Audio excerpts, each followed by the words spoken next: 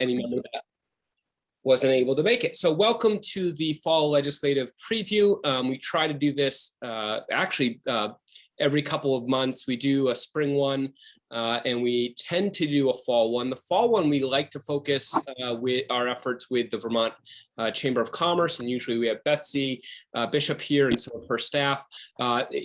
Just the craziness of the season and the Vermont Chamber going through some transition, she was unable to make it. However, that does not mean that we can't get together as a region, as a group of delegation with our senators and representatives. There is a lot going on. Obviously, there's a lot going on today. We even mentioned with Senator Leahy saying he would not seek re-election, with a PFOA press conference coming this morning, and more COVID news coming this afternoon, specifically to Bennington County. So I think this meeting is quite timely. I'm happy that many of our members were able to register and hop on. We would love to do a luncheon sometime, but obviously with the cases rising, we just felt like this would be safe.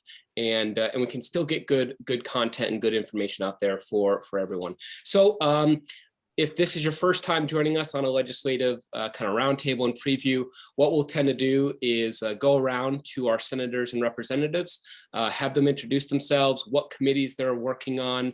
And we do like to take some time for them to kind of get into the work that they're doing. So I may put a request that we keep that to 3 to 4 minutes per senator and representative for now. If we get through everybody, we'll want to open it up to our membership for any Q&A. And we've done this plenty of times where our delegation is pretty good at building off of one another, and also hearing from our membership. So we will go around the proverbial or the digital room, and I will call on our senators and representatives on the call. If I forget you, obviously let me know. And then we'd like to open it up to our membership. Okay, so that's the game plan. As I've said before, if you are not talking, please put your phone on mute or your computer on mute so that we get no feedback. And we still have people rolling in, so we'll just continue to admit people as they come in. But I want to start with you, Senator Campion, as we talked about a busy day here, and obviously a busy past 2 years. So talk to us a little bit about this previous year, obviously with a lot of the funding coming through, even some of today and what today was all about, and then obviously what you're looking forward to in 2022. Try and do that in 3 to 4 minutes. Sure, no, I think I can be brief. First, thanks as usual for pulling this together, Matt. This is great. Of course, as you mentioned, it's important to hear from us, but even more important, we'll make sure that we leave time to hear from all of you, since we are bringing your ideas and your concerns up north. We did, for those of you who weren't able to be there today, the governor was in town to celebrate the last hookup of municipal water to PFOA impacted homes. And so this is a big step. This is an important step. This is certainly about doing the right thing. And as I think I said to everybody today, this is really government at its best, people coming together, working together, different parties, just really trying to make people as whole as possible. It also was David Silver, local attorney, announced that there was a settlement that was reached in the class action suit. So he said a few words about that, and he probably has the most information on that if people have specific questions, particularly if there are people on this call who are impacted and are wondering what their role might be, or whether or not they may receive some kind of funding from the settlement. Good to see the governor. Of course, as soon as the PFOA stuff was finished, the first question was, Governor, do you have plans to run for Congress? And so he said he's not considering it, but who knows, these are early days. But it was, again, great to be there and great to be with this delegation that, as TJ Donovan, the Attorney General, said, it doesn't get better than the Bennington County delegation. And I, for one, agree. I've had the honor to work with this group now for going on 12 years, and it just seems to get better and better and better. So thanks everybody for that. with regard to the legislative session coming up, when I think about summarizing at least where the Senate is, and I suspect my House counterparts will feel the same way, this is about recovering from COVID. This is about workforce development. This is about housing, which is connected to workforce development. And those are, I think, some of the major things that we're all going to be coming back to and addressing. And I'm really eager to hear today some of the struggles that folks are hearing. I know some of them, but hear directly around workforce in particular, and all of those things, of course, particularly as it relates to housing and workforce. These are deeply, deeply connected. And how can we continue to build affordable housing in this region, have the workforce that we all need to be successful and recover from COVID, keep people safe without a doubt. As Matt mentioned, we're all on a call at 3 o'clock with Dr. Levine, who's going to be talking to us about this recent surge that we're not only seeing across the state, but in particular in Bennington County, and what we need to do to address that. The other thing I would say, in addition to the housing and the workforce and recovering as much as we can from COVID and keeping people safe, there will be, we know that the climate change bill, there will be a climate change bill, renewable energy bill, if you will. I do think this is an opportunity for us, again, to make real investments in renewable energy and also help our workforce or create more of a workforce need in this area. But again, all connected to needing to get that workforce here. I think someone told me recently there's something like, and this seemed really high, maybe somebody can either confirm it or disagree with it, something like 6,000 nurses still needed just in the state of Vermont. I mean, that's absolutely incredible. And so those needs we know aren't going to disappear. The other piece that I'd add to the workforce is, early childhood education. This is, babies to, by the time kids start, pre-K and kindergarten, that is also going to be front and center. And I know everyone on this call has probably heard from constituents that really are struggling with that. So again, all these things are connected. I think you're going to see a legislative session that's going to be largely focused on those things. Whether or not we go back full-time is still, I believe, somewhat up in the air, even though there are some people that are saying there's no question. I think there is still a little bit of a question given, the uptick that we're seeing, given the size, the smallness of committee rooms. Maybe there will be some kind of hybrid. And I think the only thing I would add to everything I've said is I am the chair of Senate Ed. We too, the priorities I just outlined with regard to COVID, and keeping people safe, they translate right into what we're going to be doing in the Education Committee. We invested a lot last year in things like after-school programs, making certain that kids have good summer opportunities as best as possible to have return to some kind of normalcy. And we're going to be checking in and understanding, again, as best we can, what teachers are seeing, what principals are seeing, what superintendents are seeing, what parents are seeing in their children, and how we can best help these families going forward. So that's a lot, but I'll be right here and looking forward to taking questions later after we hear from the rest of the delegation. So thank you. Great. Thanks, Senator Campion. I don't see Senator Sears on the call yet, but if he does hop on, we'll make sure we get over to Senator Sears. I do want to head on over to Representative Mary Morrissey, who also serves on our board of directors as well. Mary, you're on the call. So again, just your district, the committees you're serving on, and kind of an outlook for the remaining of the year and next year. Yes, thank you, Matt, and thank you for changing the meeting time for us this morning with the little change in plans that we had as a delegation. I am Representative Mary Morrissey, and I sit on House Institutions and Corrections. And throughout the last, year, especially with, COVID, actually 2 years, but specifically last year, our committee dealt with a great deal of initiatives dealing with, the air quality in our state buildings, as well as the courthouses, school buildings, around the state. And air quality issues were one of the major issues, as well as in our committee, we deal quite a bit with water quality issues as well. Also, being that we, and besides, we also deal with all of our state buildings statewide and historical sites as well. We also have its institutions and corrections, so we have been doing a great deal of work in regards to corrections.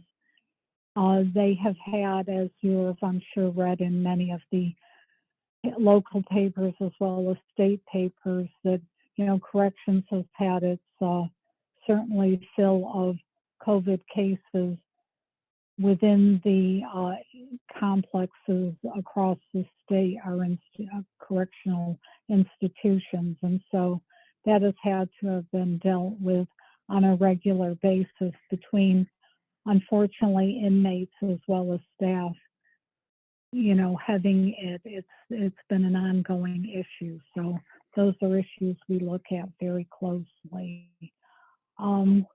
You know, coming from the meeting this morning, you know, I have to, you know, say our delegation really worked so closely with all the partners on the state and local level to make sure that this would happen. As I was leaving the meeting this morning, actually, our folks from up north who have been right with us, Richard and John, were there, and they said they had actually gotten a case, which I'm sorry to say, up in Shasberry, and they were going to, I think, be going up this week to be talking with the family or the household that had that additional, I guess, complication with the PFOA. So, you know, this will be a kind of an ongoing, well, not kind of, it will be an ongoing monitoring and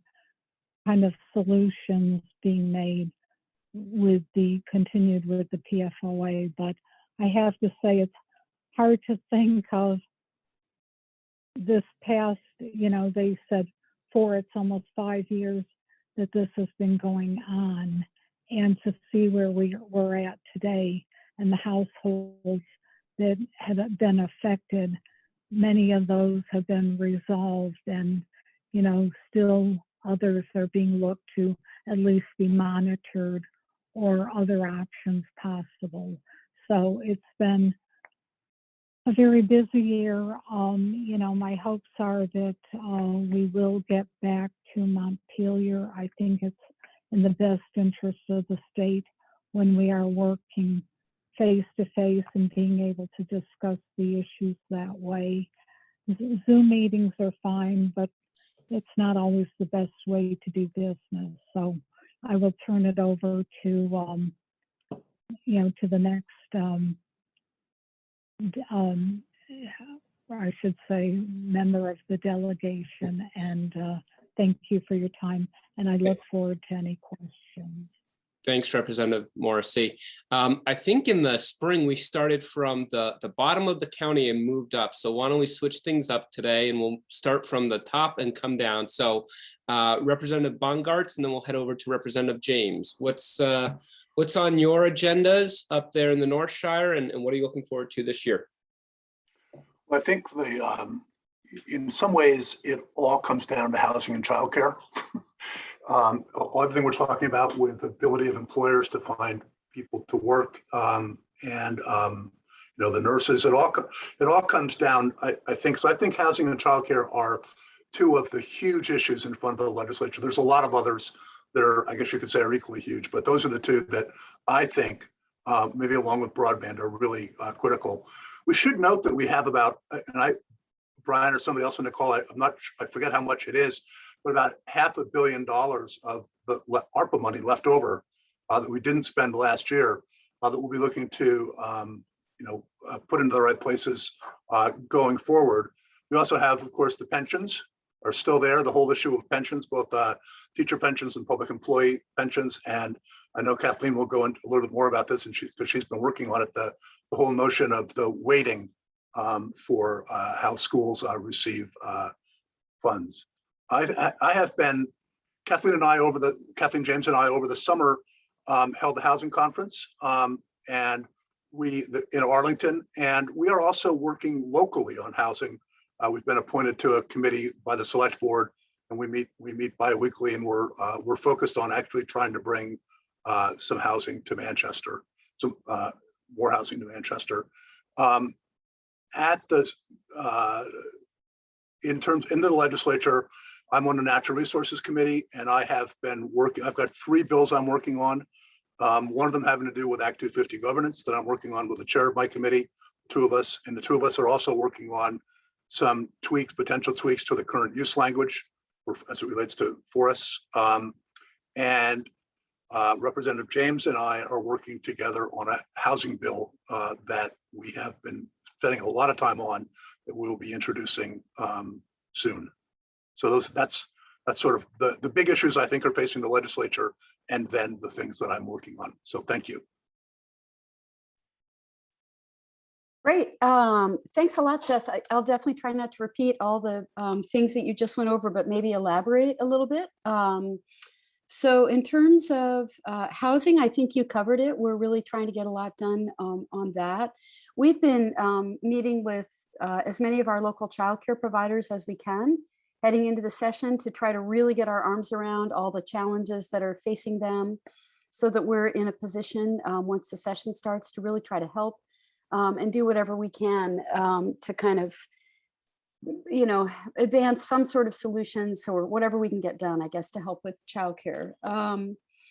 In terms of big events, Seth and I were kind of working simultaneously this summer on a housing summit and a workforce development event.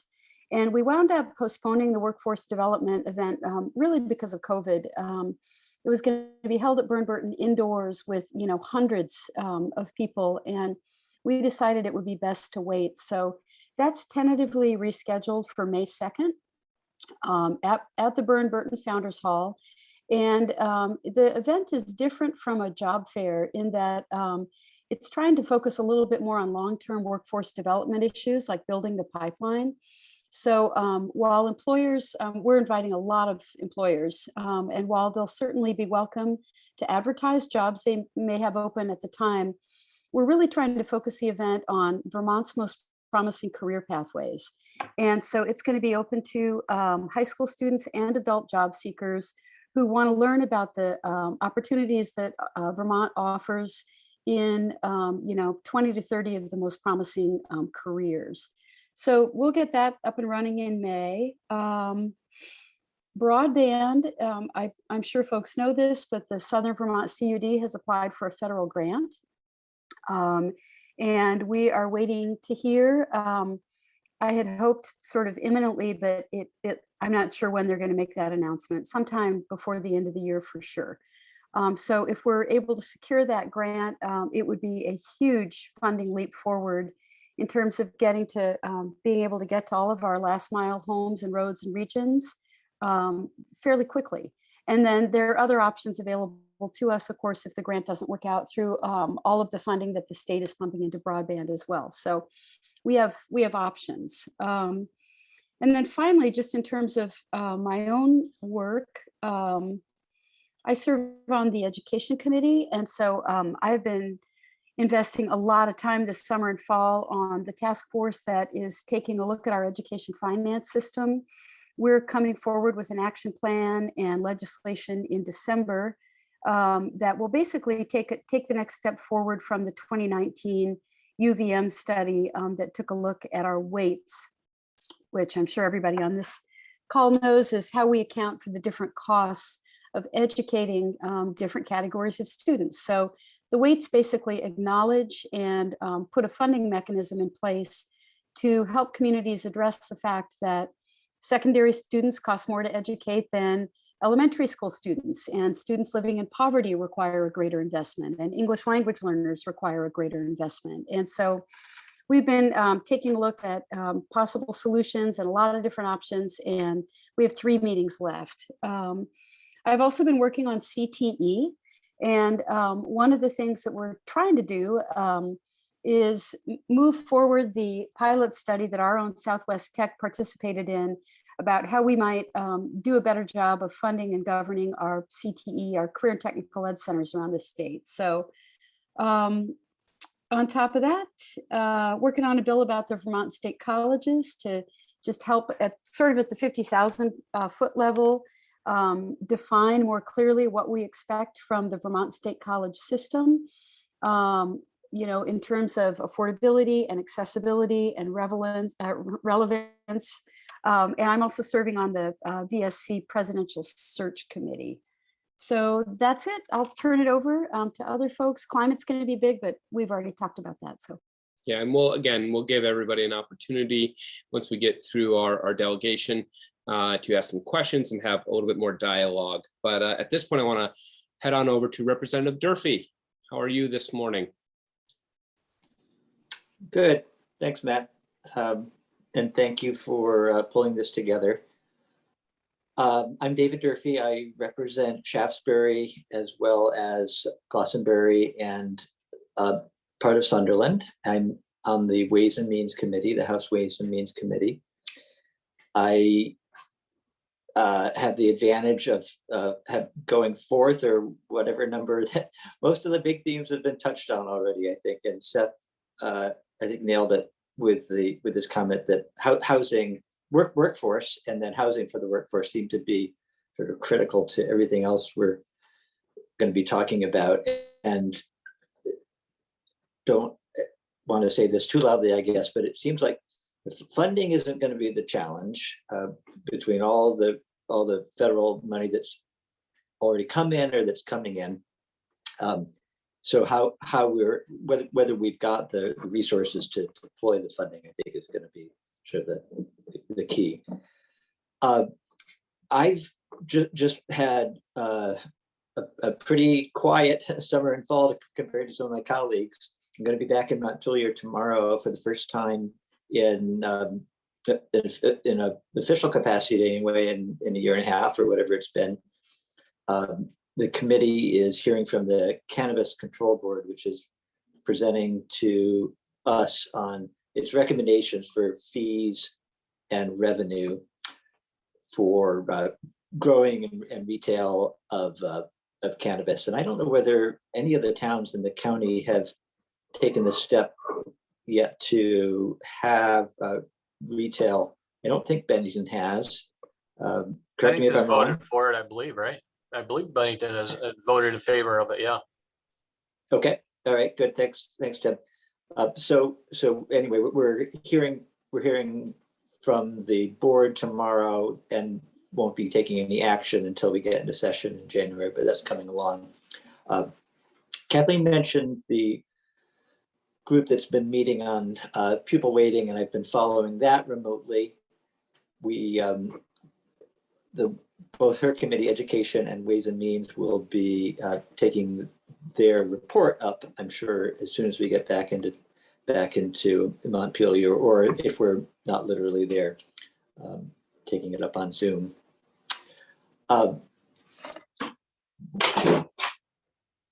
Sorry for the noise in the background. Just a couple of other quick things I wanted to mention. First of all, congratulate, there are, I think, 2 folks on this call, the only 2 from Bennington County who were named to the Rising Stars list. So Michaela Lewis and Beth Wallace, congratulations. The Chamber's on Michaela. And I'm curious, when we get to the second part of the conversation here, and since most of us are going to be meeting this afternoon with Dr. Levine, whether you all as business people have any input that you'd like us to share, particularly on mask mandates, which is sort of a question out there. I know the schools, particularly the nurses' offices, are struggling tremendously to deal with the contact tracing that they have to do. Different issue than many of you will have, but we're looking at numbers that are heading in the wrong direction, obviously. So any thoughts you have on that you'd like us to share, I'd like to hear that too. Thank you. Thank you, David. We'll head over to Representative Corcoran, then Nigro, and then Whitman. finish us out. Thank you. I've for the last 20 years, I've been lucky enough to serve on the House Transportation Committee, and we had some good news there. I think this past, I don't know, a couple of weeks ago, when Congress finally got their act together and passed the one of the two big bills, but the infrastructure bill of the tune of, I think it was roughly $1.5 trillion. And that's going to do wonders for Vermont in the direction that we want to go. And one of those avenues is sort of the electrification of our our bus system and our cars, and how we transition off of fossil fuels. And that's going to do like I said, bring us down that road of where we want to go. And our committee is going to be meeting December 14th to sort of get the ins and out of what it means money wise for Vermont. And my understanding is that there's at least $100 million in there for broadband. And again, that's a key piece of where we want to go for to get everybody hooked up. And I'm just sort of babbling. I'm trying to read and talk at the same time. Apparently I can't do that. But the three things, again, not to reiterate, I mean, the three things before this meeting started that I put down that I think are going to be a major focus for the legislature is, childcare, workforce development, and broadband. And, obviously that's been elaborated, but those were my three things that I wrote down before we started. And, those are, we only can go so far with those three areas, depending on if, the funding that we get from the federal government. And, that second bill that I, Build Back America Better bill that's in Congress now, is I think it would be a huge benefit to achieving, especially the broadband and the child care portion of our Vermont goals to, get that implemented and set up programs if that bill is passed. But, that's to be determined for sure. But with that, yeah, I'll just pass it on. Childcare, workforce, broadband, childcare, workforce, broadband. Keep on repeating it, because those are going to be the themes of the legislature this year, without a doubt. And hopefully we can make a good dent policy wise and funding wise into those programs. So. Thank you, Representative Corcoran. Representative Nigro, Whitman, I know you guys have something totally different to talk about, as everybody else has talked about those three things. But Mike, over to you, and then we'll finish out with Dane.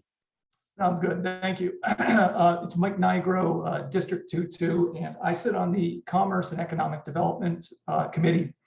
And I'm going to dial a little bit specifically into my committee's work, because I think, as Matt just alluded to, we've hit the broad topics pretty well here. So last session, my committee spent a decent amount of time on the unemployment insurance program. A lot of that related specifically to the effects of the pandemic. One of the things that had happened is an extended benefit that was going to be long-lasting had been added, that actually got kind of knocked down by the U.S. Department of Labor after we instituted it. I wasn't specifically a big fan of that portion of our work, so I wasn't heartbroken over it, but I'm interested in the follow-up report that was part of the bill we did, which is going to compare our unemployment system to other states' unemployment systems, and do a little bit of work to see how we are coming, through some of the changes we made so far and how it's affecting our fund. And I think those are things that are going to affect folks who collect unemployment, but also have a pretty major impact on businesses. Last session, I'd say broadly, my committee's biggest focus was on business recovery because of the pandemic. You know, we spent a lot of time working on a final round or whatever, our last round you want to call of business recovery grants. I will confess that, you know, I think some of the results of that last round of business recovery grants, not everybody feels were as successful as we'd hoped. But I really think in this coming session, my committee is going to be transitioning our focus from kind of business recovery to probably what businesses are saying they need most, which is help with workforce. So workforce development falls under my committee as well. You know, Representative James mentioned the CTEs, which are another area we're going to spend time with particularly their adult portion of the CTE programs.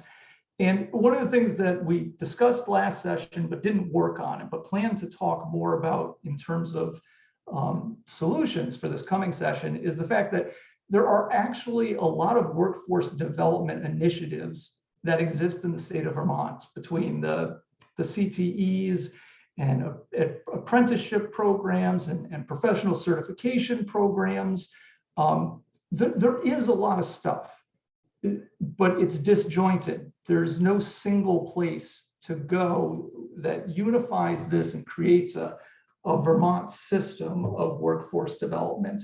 And it's something we hear a lot when taking testimony, is that connecting every person, every job seeker with the right place in this system today is not as smooth as it should be. So again, that's probably one of the bigger topics that my committee will specifically be discussing this coming session.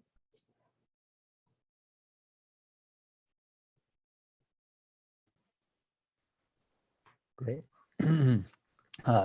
Good afternoon, everybody, and thank you, Mike, and thank you all of my fellow reps for all of the work that you're doing, and thanks, Matt, for organizing, and thanks all the chamber members for being here and taking your time to become more informed. I feel like the more that we as a community can kind of inform each other, the better we'll be able to perform to kind of get our goals accomplished. So just thanks everybody for taking the time. So yeah, repeating quite a few things that other people have said.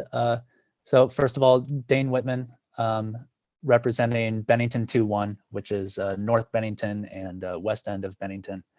And I serve on the Human Services Committee, which touches on a lot of different topics, including childcare, substance use, folks with disabilities, but really looking at public health, I think, has been something that's come to the forefront. And so when we look at, say, like affordable housing or workforce or childcare, it's like taking that substance use, that public health lens to look at, say, substance use disorder and other things as well.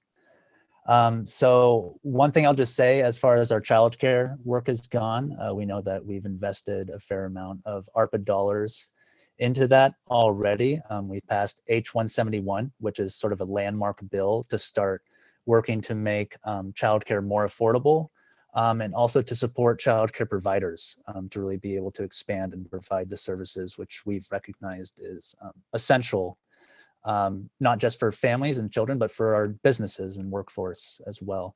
On the horizon, there will be a study to look at sources of revenue that we could look at to really look at supporting providers. I think we've done a lot of work on making it more affordable for families, but we recognize that there's a workforce crisis, as with many fields within the childcare field as well, and looking at what it would mean to support providers to help them to get more people employed. I think that along the another thing that we're looking at right now is substance use disorder. We know that fatal overdose is at an all-time high in the nation and in the state of Vermont, and we know that federal dollars are on the way to provide relief for that. And I think that just working with our community providers to find the best ways to allocate those dollars for harm reduction and prevention, treatment, whatever, recovery, whatever the role may be, and to kind of take a holistic approach to it is something that we're interested in looking at. As far as affordable housing goes, taking the public health lens on that as well.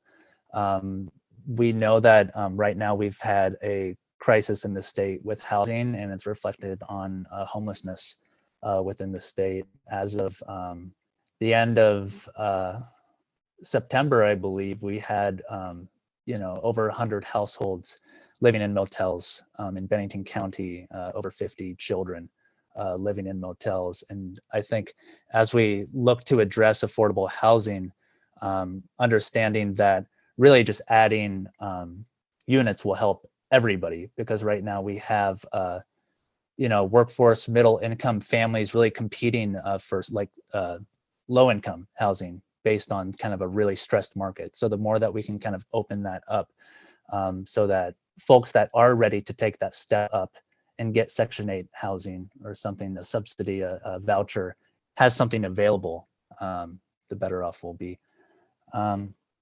Otherwise, I would like to note that we're also, I'm really hearing a lot, and I think we're hearing a lot about mental health kind of rising to the forefront after years of social distancing and knowing that the workforce is really strained in the field of mental health as well, and looking for the long term as far as our future generations, the more that we can invest now to alleviate potential trauma, the better outcomes we're going to see in the future. So that goes back to childcare, early childhood development, making sure that people have a good roof over their head, making sure that people are able to do their homework, having access to internet. Just so many things that are connected, and just honored to be working with everybody on this. So thank you.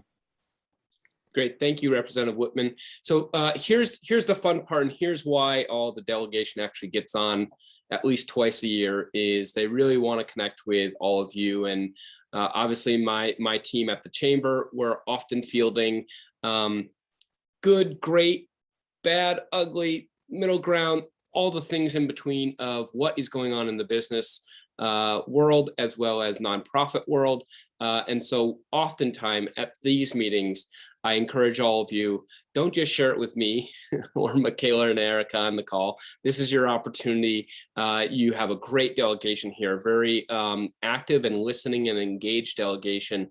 And we brought them here for you. So please, if you've had struggles over the last couple of years, if you've had wins over the last couple of years, or if something went really well that one of our representatives or senators have mentioned, now is the time to share that. So with that, I will open it up. I'll do my best to see if you have any physical hands, but if you also want to utilize the digital hand raising, and we'll start with any questions for our delegation. And I will pass it over to Brian Maggiato. I was going to think about going to Brian first already. I didn't get a chance to tell him, but Brian, serving in the capacity of the president of the board of the Chamber of Commerce, I just want to give Brian an opportunity to welcome everybody here. But he also looks like he has a question as well. So Brian, kick it off.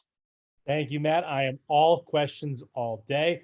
Pretty much said everything I was going to say, but thank you all for joining us, obviously to the delegation, Senator Campy and the rest of our representatives. We've identified that there seems to be a thread or a theme as a result of the pandemic, but a lot of it's obviously existed long before and has just been exacerbated by the struggles we've been through. I identified a couple of questions which are really more clarifications that I was hoping some of our representatives could elaborate upon. Representative James, you mentioned childcare and the struggles they're facing, but what are the struggles that have been identified? We've lost 2 daycare centers in our community. I mean, literally in Manchester Center within the last year. And their struggles, in my understanding, have had very little to do with the state or workforce or anything else. So, what are the other issues that you've been informed about that we need to address? And then you mentioned the Workforce Summit. What are the promising career paths that you've identified and are going to represent? I mean, we were going to have this past, I guess, fall, and now we have till May, but I assume we have identified those promising career paths. What are they? To Representative Cochran, my feedback to you in terms of masks is be very careful when you impose something on the private sector. There are direct and indirect benefits. There are also some ramifications that could have adverse results when it comes to our businesses.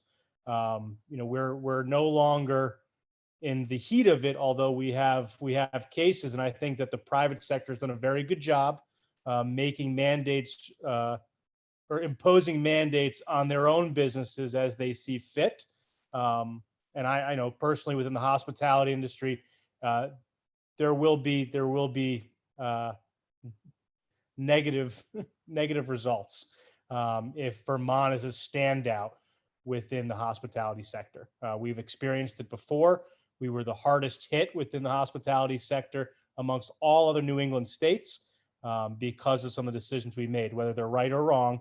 I just think that we should walk softly. And to Representative Nigro, you mentioned the unemployment trust fund. Did you want to elaborate a little bit on these schedule increases that many businesses will see in the next fiscal year? This is monies that we may have earned or been awarded by the state are really going right back out the door with such a large increase to help replenish the fund. So what was the reasoning behind that? Okay, great, Brian. Let me try and condense or at least put it into the bucket. So I'll pass it over to Representative James. Then we'll go over to Representative Corcoran, and then we'll finish up with Representative Nigro. And obviously other representatives or senators want to weigh in, please do as well. Sure, thanks. So I'm sure some of my colleagues are going to want to weigh in on the childcare dilemma as well. But what we have been hearing, and I think it's a very common dynamic across the state, is this sort of cycle where there is a huge workforce shortage. Childcare centers and childcare providers are having a hard time hiring, and they're having a hard time competing for staff with the public sector, where a lot of times these jobs, you get someone who might start at a private childcare provider or as an early educator, and as they get more experience or get more credentials, they jump to the public sector where the pay is higher. So there's staffing shortages, and they would like to pay more competitive wages, so be able to pay folks more and attract and retain staff that way. But they can't afford to pay staff more because they don't have the funds to do that, and they can't charge higher tuition to raise revenues because their families can't afford to pay that. So just a simple little problem to solve. But it seems to be this cyclical problem. And I know that that's what we've heard from our local childcare providers. And in the meetings we've been attending with organizations like Let's Grow Kids, they're reporting the same cycle all over the state. We might want to return to that topic, but quickly to answer your question, Brian, about the Workforce Expo, we are framing it in terms of the Vermont's Best Bet high pay, high demand careers information that's published every year, published and updated by the McClure Foundation. And I put a link to that in the chat. So the McClure Foundation works every year, and they work with Advance Vermont, and they work with the Department of Labor to come up with sort of a database list of, what are Vermont's most promising career pathways.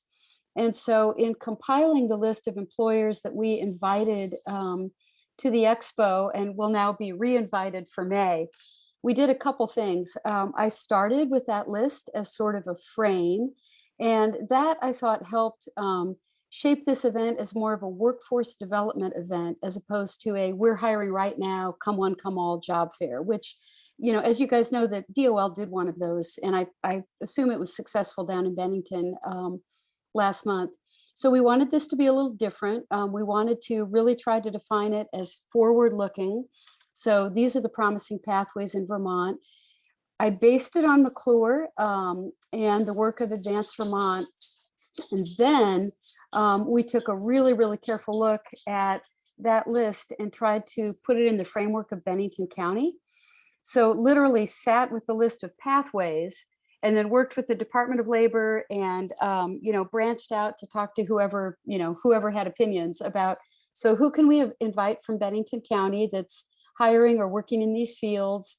And then what fields might be really relevant to our county that aren't necessarily high pay, high demand, but they're, a big deal around here. We need to make sure those folks are at the table. So I've got a list of invitees and I'd be happy to show that to you, so that we can perfect it before we send out the next round of invites for the reboot in May. Great. And then I think, Brian, you had a question for Representative Corcoran. And do you remember that? Just Not repeat a it. question. He just asked for a little bit of feedback. And like Oh, something- yes, correct. Yeah. That was, for the record, that was Representative David Durfee that sort of Sorry. made that comment. But no, I will say I do appreciate your feedback and whatever the governor does or as we do as a legislature. Obviously, we gotta look at the big picture and don't overreact or underreact, and we got to make sure that if we go down a certain road, what the ramifications are. There's no doubt that we got to take that under consideration of the ramifications of our actions, as with any piece of bill or vote that we take. Thanks, Tim. I apologize. I didn't have the screen on before, just a couple of earbuds. So. Great. And then just the unemployment trust fund and the Yeah. schedule increase. Sure. Applied by employers. Yeah. And so in terms of the work that we did on the unemployment trust fund last year, basically the pandemic and the very bizarre, unusual, unprecedented effects on unemployment in the state. The effect it was going to have on our trust fund essentially was it kind of fell outside the parameters of the normal calculation that works to automatically increase taxes when our trust fund is running low on money, which is a good thing because the trust fund is supposed to be funded, and starts dialing back taxes as our trust fund is well funded so that we don't unnecessarily keep pumping money into it. So the fix was supposed to be, and I actually think this part of the work was fairly successful. It was supposed to be a balance. On the one hand, in the coming years, the reality is our trust fund will need to be refunded because there was unusual drawing from it during the pandemic. So a certain amount of increase in the coming years makes sense. However, the changes we made pumped the brakes to keep the calculation from launching to the most extreme tax increases. So again, the calculation itself is a little complicated, but there are 5 tiers at which businesses pay these taxes. And if left untouched, we would have automatically jumped up to the highest level this coming year. And with the change we've made, we're going to be in the middle of that range. So there is going to be an increase, but I think that there's much more balance at this point. And again, I think it's a balanced long-term answer to make sure our trust fund remains healthy. It was 10 years ago that we had hit a kind of a disaster with our trust fund, and the compromise that was created at that point to fix that didn't satisfy labor or businesses. Everybody was upset. It was a painful fix for everybody. We don't want to be back in that situation. Thanks, everybody. Thank you, Representative Nigro. I'm going to go over to Michael and Edie Zalitsky have a question, so have at it. This is yeah. Oh, this is Michael. As you know, I report to Edie Sawitsky. She's given me the opportunity to ask a question. These have been great pieces of input and great ideas, but I'd like to know, looking forward for the next year or two, what do our representatives and our senators regard as the three perhaps biggest risks we face, and how would they mitigate those? That's it. Great, thank you, Michael. So I don't think I have to call on people. If you have kind of some insight around that, please just speak up as a representative or a senator, and obviously don't talk over one another, but speak up if you have some answers for Michael and Edie. I don't know about three, but the first thing that comes to the top of my head as far as I don't say risk, but a great impact on our budget overall is the pension. Currently the uptick of the amount of money that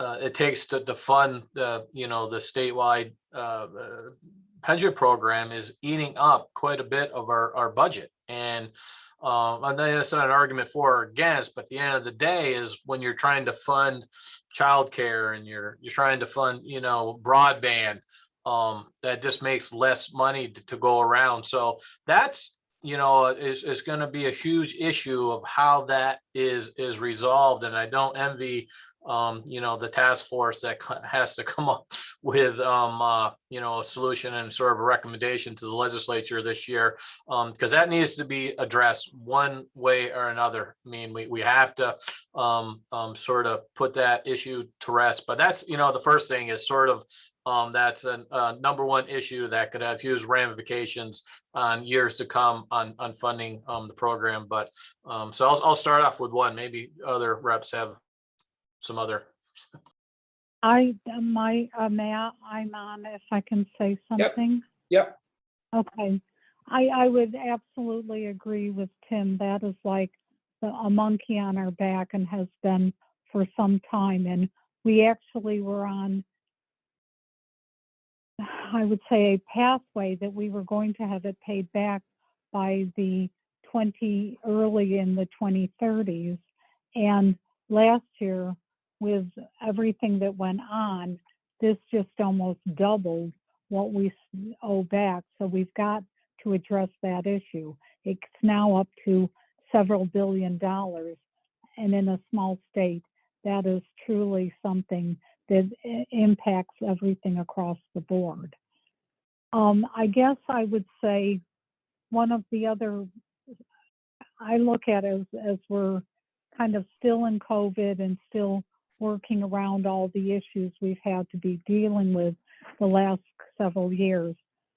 One of my probably biggest concerns is that we get our businesses back as stabilized as possible. Our businesses have gone through a great deal throughout the state. We've lost some have, barely been able to, kind of go forth through all of this, and there's changes all the time.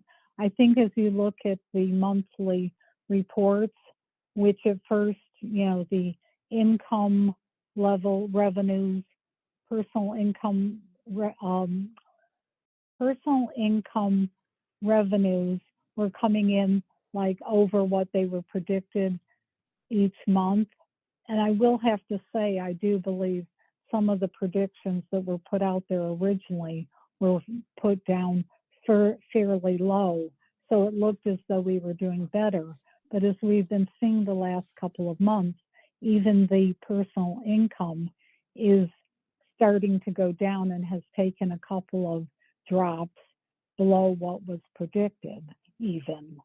So we really have to look to stabilize financially what's going on in our economic development, also within finances across the state, because again, and I mean this in when I say it, that, we can't keep saying money is going to come in from somewhere to save the day, because we're all going to be paying out of it or pay back on it some way or another. So we've got to look to really take solid and knowledgeable steps going forward to get everyone back as strong as they can, as we hopefully will be coming out of COVID and to new times where hopefully we get back to, I guess, whatever we consider normal these days.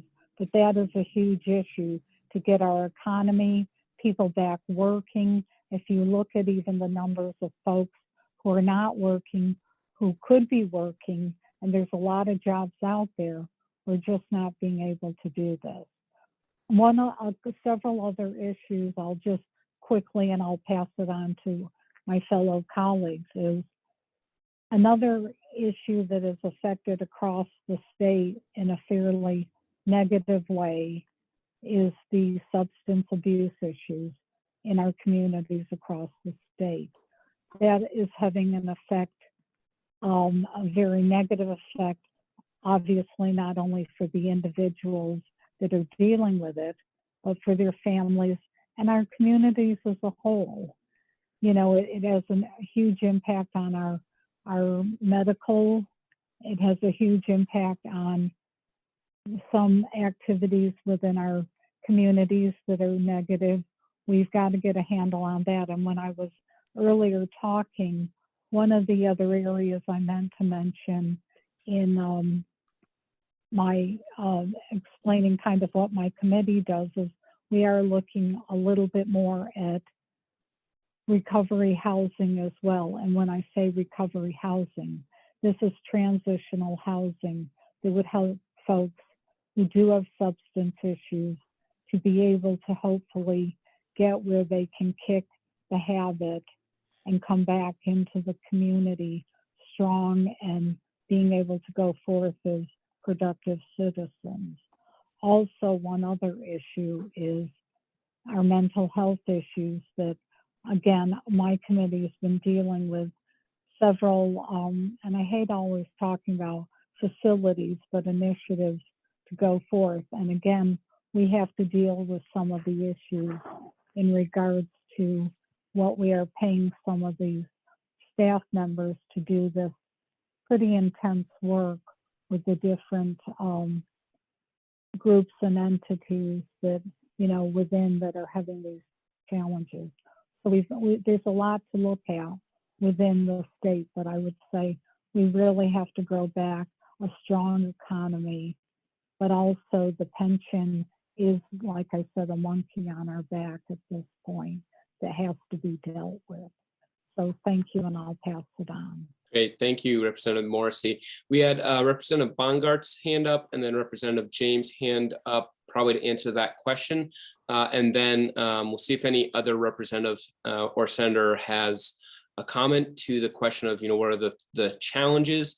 And then I see Kelly Legacy, your hand is up probably for a question. So once we kind of do this round of answering the question, we'll go over to Kelly as well. But Representative Bongart's, your hand. Okay, thank you. Just want to find the right hand to get rid of, there we go. I'll get rid of my hand. Childcare, we've talked about childcare, but I think when we talked about the biggest threats, that question, I think people may not realize how close we are to the whole system coming unglued. Kathleen and I, for instance, met with the board chair, and I've met subsequently with other people from the North Star Day School, one of the oldest, most established daycare centers in the state of Vermont, and they are at the point where they are hanging on by their fingernails. They can't get help. They have everybody in the administration is actually in the classroom. If one person calls in sick, they're at the point where they have to close the whole section. Because they are in a position where they can't. There's no help. They can't afford health insurance. They pay very, very low wages to great people. It's not because they don't want to pay more. They can't. And until this is a systemic problem that has reached the point that it's a crisis. And I just want people to really understand that. In fact, I'd even say, when you get the letter from your childcare centers this year, give them some money. They really need it, and they're critical to making the from the interest of the perspective of the chamber. It's that they are critical to your ability to all these businesses to survive. The other thing I'd raise, I would point out, I would also raise the second issue in response to the question about the three biggest challenges. And I think one of them is racism. We're reading about it more and more. And it is holding the state back because we are on the verge of going from a state that people think is a safe, wonderful place to live and raise your children to a state that is rife with racism. And we need to take that on directly and constantly. And we need to change that message to being exactly the opposite.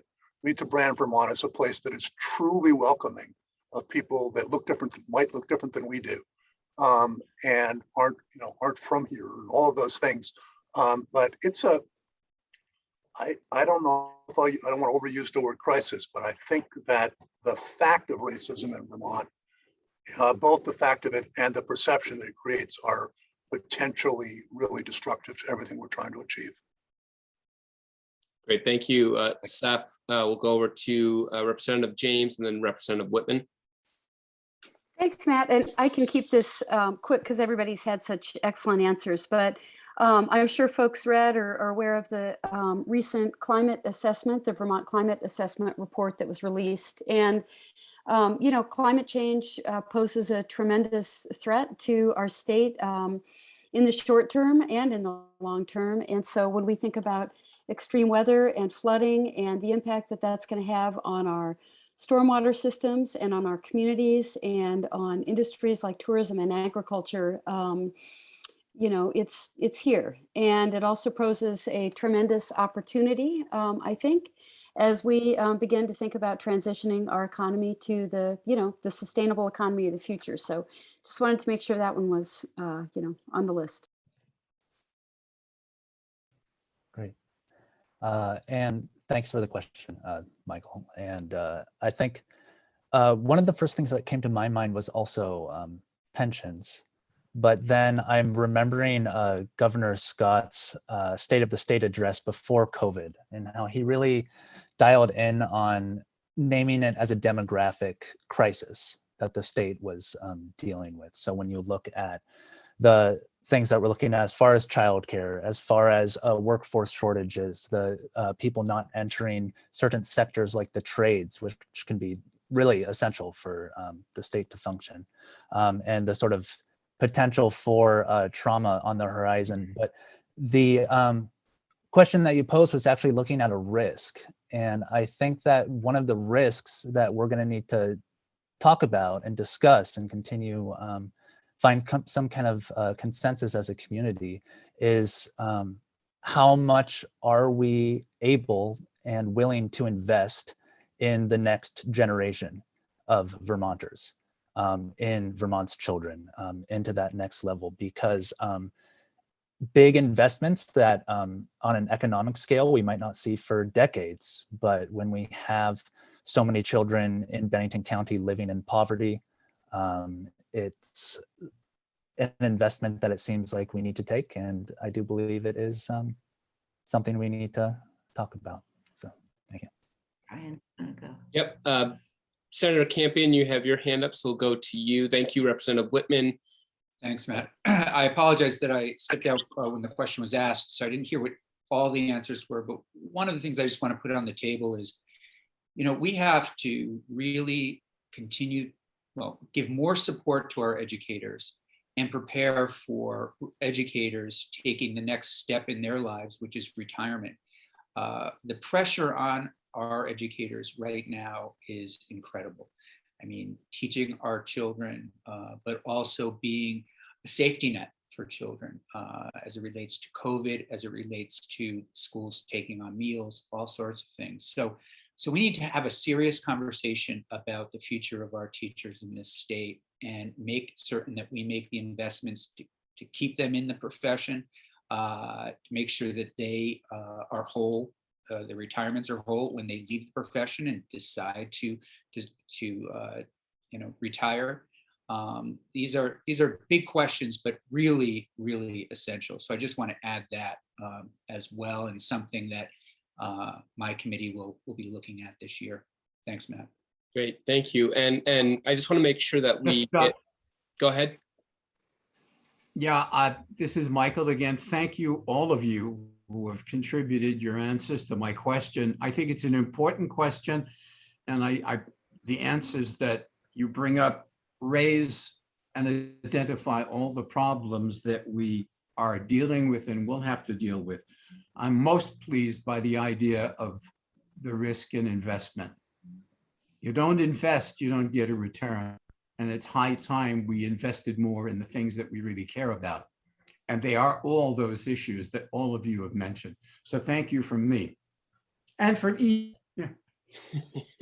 Great, thank you, Zawitskis and Keens. I do want to make sure we have enough time for Kelly Legacy's question, and then we'll start to draw down this meeting and do wrap up. But we still have time for another question or two if you do want to ask one. But Kelly, why don't you ask yours? Hi there, thank you, Matt. Mary, you talked about the impact that the drug epidemic is having on our communities, and it is something that I think a lot about these days, especially because I've been driving the same route home since 1995 and watched children grow up in this neighborhood, and can easily list off 7 to 8 children that are struggling. I call them children because they're my kids' ages, but they're actually young adults. So I wonder if there's been any studies on how the drug epidemic has really impacted our workforce. Since workforce is something that's so important to us, I can sadly say that probably most of those folks that I know have either passed away, are struggling. So maybe they're getting Social Security support now because they can't enter the workforce as easily as others, and or unfortunately are still using. And knowing one that should be an engineer in our community right now. So I just wonder if there's any studies being done to truly understand that impact from the workforce as well, just in hopes that we continue to find ways to help these folks that are struggling and stop it as well. So that was just one of my questions. And then the other one was when we talk about childcare and we go back in, folks have seen some increases in pay at their jobs, but they do get support for childcare. And I hope that that'll be not held against them going forward, that we continue to support the childcare for these folks in dealing with the inflation and the changes that have happened in some of the pay structures, which should all be good, and we don't want to go backwards in that as well. That's Kelly, to somewhat answer your question on the substance, is I'm not sure if there has been a formal study on that, and maybe Dane, because he's on Human Services, if there is, he may be able to address that as well. But I think, as we've seen, and you hate hearing these, god awful statistics of, the rate of actually opioid deaths within our state has risen considerably over the last several years. And as you're seeing and talk often to many employers that will say they'll have some employees come in, to apply for a job. They get through some of the process and they get to the point of where they have to be either drug tested or whatever, and they can't go any further. So we do have issues that need to be addressed, because it also is having, and I'm not, when I say this, please also know I am not saying that this is across the board with folks that are dealing with a substance problem, is that, the crime rate at times goes up as far as folks trying to also either taking from their family or businesses they work for, or any way they can get the money to get their substance. We need to have something that really can work to help the individuals be able to get off substance and not look at it as it truly is a disease. And I know some people will look at that in different ways, but it is a disease that needs to have healthcare help to actually help to resolve it. And we've got to not necessarily, I know sometimes some of the activities that folks do that are on that have substance issues are a bit challenging, but we've got to look at it with not a stigma. We've got to get there to have the treatment in place and be able to get hopefully people back on their feet. But right now the numbers are it seems like each year, every month are just going up and up and up. We've had in Bennington horrific rates of death that you don't always hear, you don't always hear those numbers, but we have very high numbers here in Bennington.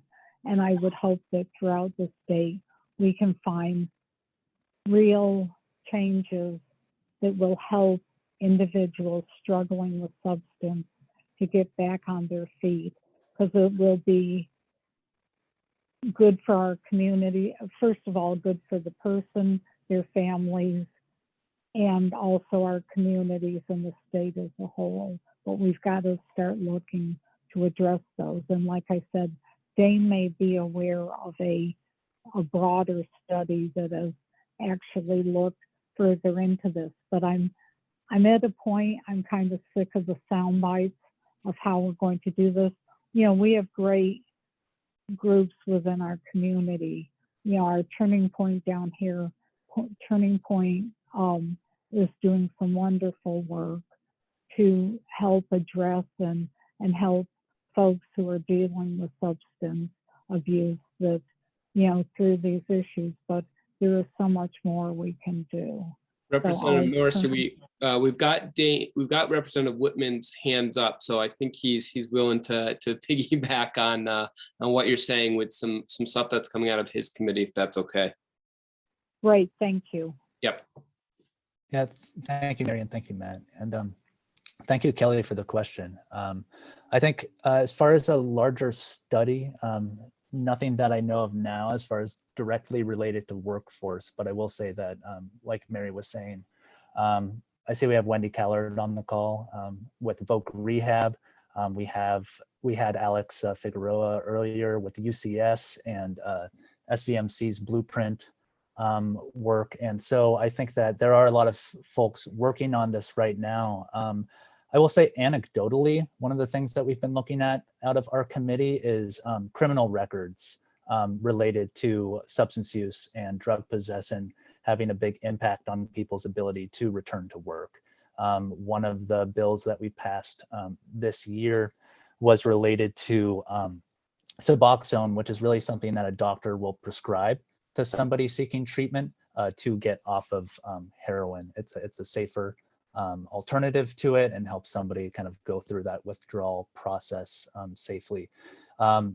Some folks were having a hard time receiving treatment in the formal way, and they would have rather purchased it from a friend or purchased it off the street. So somebody looking to get sober, looking for this pharmaceutical, if they were in possession of it, it was a misdemeanor charge if they had it without a prescription. And we felt that in the spirit of supporting folks in their different paths towards recovery, we decided to remove criminal penalties for that. So I think we're going to be having a look at that side of things as far as how drug substance use stays on your criminal record.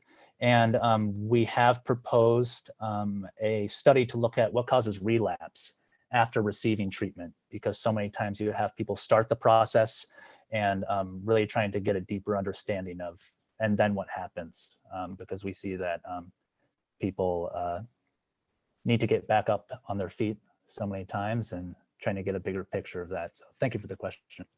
Great. Well, with that, folks, I do want to just round out the conversation. I really appreciate our senator and representatives hopping on the call. A couple just notes as we wrap up. one, I want to continue that idea that as a region we are stronger together. It is great to have representatives from across the county. I think it only helps us to be better educated, better informed. I hope you all feel that too when we look at Representative James and Bongart's up in the North Shire, Durfee Midway, we've got Corcoran, Nigro, we've got Campion, we've got Whitman, we've got Morrissey. We are just so much stronger together, and I so appreciate also the ability just for me, I think, to be able to call each one of you up, have a conversation. You're very approachable. It's always been the Vermont way.